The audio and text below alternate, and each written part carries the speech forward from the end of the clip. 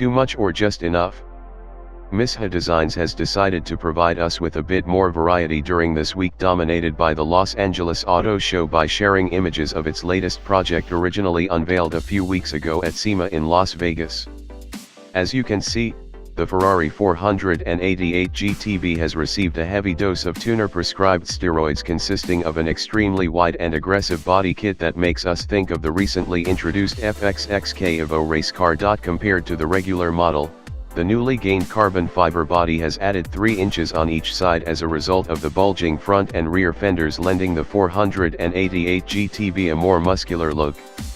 Some of the new components, such as the front splitter, side skirts, and the large rear diffuser, have been left unpainted to showcase the exposed carbon fiber. An eye-catching satin lime green wrap has been applied on most parts of the body, including at the back on the massive wing. A rear spoiler and a new set of Savini alloy wheels wrapped in Toyo tires round of the extensive list of changes the Ferrari 488 GTB has gone through.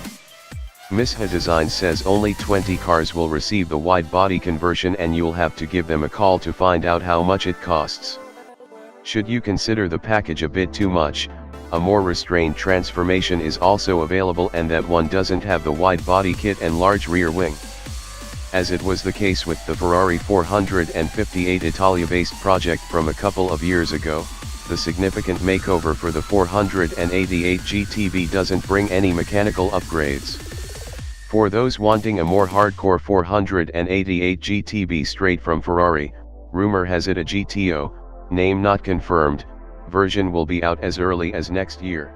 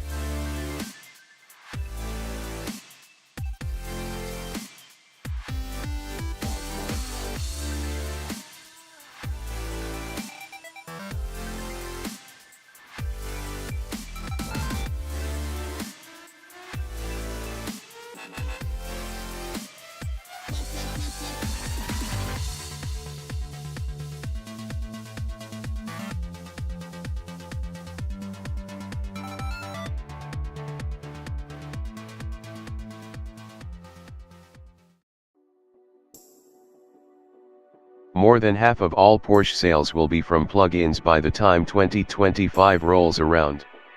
According to Porsche North America President and Chief Executive Klaus Zellner, demand for the company's 6 plug-in hybrid models will result in a dramatic expansion of its EV portfolio. Speaking to Green Car Reports, Zellner said half of Porsches sold in 2025 will either be plug-in hybrids or all-electric vehicles. Of those, approximately 70 to 75% will be plug-in hybrids, but further down the road, battery electric vehicles will take over, he said. A key component of Porsche's EV future will be the Mission E, its first all-electric vehicle. Zellner has revealed that the sedan will be offered in 2 configurations, one of which will feature fast charging that can recharge the battery to 80% of its capacity in just 20 minutes. Making such rapid charging possible will be powerful charging stations, set to be initially introduced to all of the company's 189 dealerships in the United States before the Mission E arrives. Additionally, the VW Group is embarking on a $2 billion project to build charging infrastructure across the United States. Porsche will also take a leaf out of Tesla's playbook by introducing destination chargers at hotels, restaurants, and other locations throughout the United States. Saleen has unveiled the 2018 S1 Sports Coupe at the Los Angeles Auto Show. Set to be launched next summer, the S1 features a stylish carbon fiber body that is bound to draw attention. The front of the car is dominated by a protruding nose which is flanked by large air intakes and distinctive LED headlights. The model also features a ventilated hood, a rakish windscreen, and a double bubble roof. The unique styling continues at the rear as the S1 has a prominent spoiler and a stylish LED brake light strip. Both components reside above a center-mounted dual exhaust system and an aggressive diffuser. Saleen only released a few photos of the interior, but we can see the cabin will have two-tone upholstery and a 3-spoke steering wheel. Other highlights include a digital instrument cluster and an infotainment system. Power is provided by a turbocharged 2.5-liter 4-cylinder engine that produces 450 HP, 336 kilowatts, and 350 lb-ft, 474 Nm, of torque. It is connected to a 6-speed manual transmission which enables the 2,685 pounds, 1,218 kilograms, coupe to accelerate from 0 to 60 miles per hour in 3.5 seconds before hitting a top speed of 180 miles per hour, 289 kilometers per hour. The Saleen S1 will be priced from $100,000 and the company is currently accepting for orders with a $1,000 deposit. Although the 840 HP, on 100-octane race fuel, 2018 Dodge Challenger SRT Demon has been blowing up the internet, another high-powered American muscle car was also introduced at the 2017 New York Auto Show. Florida-based Trans Am Worldwide revealed the 1,000 HP Trans Am 455 Super Duty this week. Just 50 examples of the 455 Super Duty will be built. Where previous Trans Am Worldwide cars were based on the 5th-generation Chevrolet Camaro, and GM's Zeta chassis, the new Trans Am 455 Super Duty is the first model built around the 6th-gen Camaro and the lighter Alpha chassis. Power for the Trans Am 455 Super Duty comes from a 455 cubic inch, 7.4-liter, version of GM's current generation VLT1 V8 engine topped off with a Magnuson TVS 2300 supercharger that provides 14 psi of boost, that's 0.5 psi less than the new Challenger SRT Demon. A cold air intake and ceramic-coated headers and 3.0-inch exhaust brings power to 1000 HP and 1,046 lb-ft of torque, or 160 HP and 276 lb-ft more than the Demon on race gas and 192 HP and 329 lb-ft more than the Demon on 91 octane. Trans Am Worldwide says the engine is built in conjunction with an unnamed premier NASCAR engine builder from Martinsville, VA.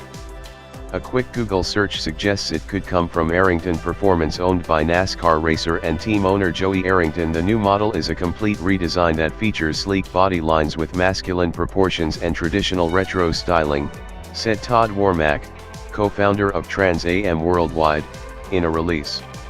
We are also offering optional glass T-tops this year, but perhaps the most notable element of this historical accomplishment is that we now join the ranks of an exclusive few who offer a 1,000 HP performance package in a production vehicle. Like the previous car, the exterior of the Trans Am 455 Super Duty is styled after the Pontiac Trans Am of the 1970s, but features lots of carbon fiber body panels including the front fascia, shaker hood, and scoop, carbon fenders with heat extractor vents, rear fascia, and deck lid. Other redesigned exterior bits include custom fascia grills, a side ground effects package, and unique tail lights. A custom painted graphics package includes the Screaming Chicken hood decal, and fender and rear spoiler details. T-tops are optional. Curb appeal and handling are further enhanced by 1.0-inch lowering springs, an anti-roll bar package, and 3-piece 10-spoke crawler race wheels measuring 20.0 x 10-inch up front and 20.0 x 11-inch in back, wrapped in 285/35 R20 front and 305/35 R20 rear. Michelin Pilot Sport Force tires. Factory brake calipers are custom coated, while a Brembo brake upgrade is available. The optional Brembo brake package consists of massive 15.0 x 1.3 inch front and 15.0 x 1.1 inch rear cross-drilled rotors clamped down by 6-piston front and 4-piston rear calipers. Inside, the Trans Am 455 Super Duty features a Trans Am Super Duty shifter handle, restyled vintage climate vents, custom leather seating with 455 embroidered headrests and an SD embroidered seat back, embroidered floor mats, painted door panels, custom gauge cluster, and painted door sills.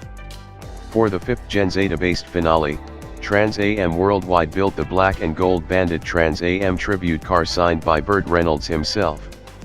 The car, which paid homage to the cult classic film Smokey and the Bandit, was limited to just 77 examples. Power came from a supercharged LSX 454 in V8 engine cranking out 840 HP and 790 lb-ft.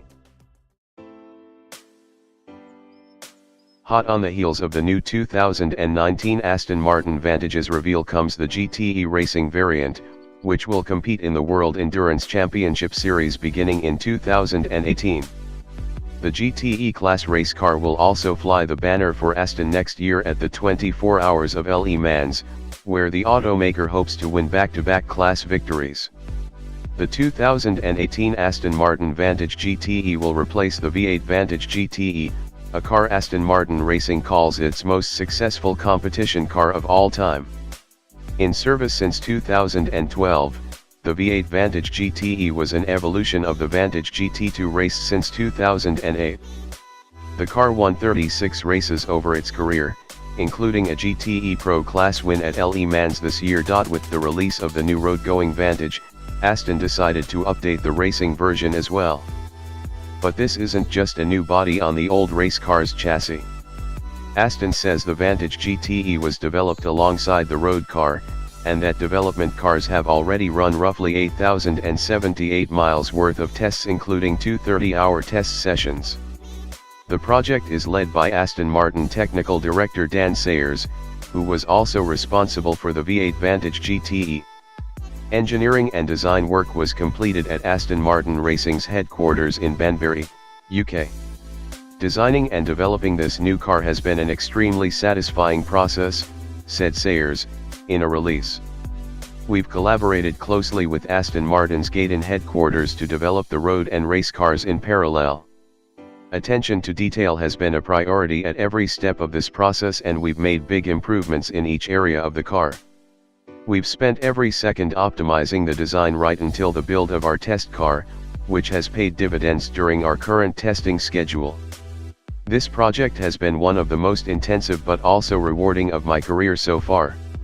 Like the road car, the 2018 Aston Martin Racing Vantage GTE uses a Mercedes-AMG developed twin-turbo 4.0-liter V8, and output likely isn't far off the road-going model's 503 HP given GTE regulations. Aston Martin Racing partnered with Michelin for the tires, Alcon for the brakes, and Öhlins for the suspension. The 2017 driver lineup will be retained for the 2018/2019 WEC season. Aston Martin Racing also plans a return to the 12 Hours of Sebring, a race on the IMSA WeatherTech Sportscar Championship calendar, by 2019.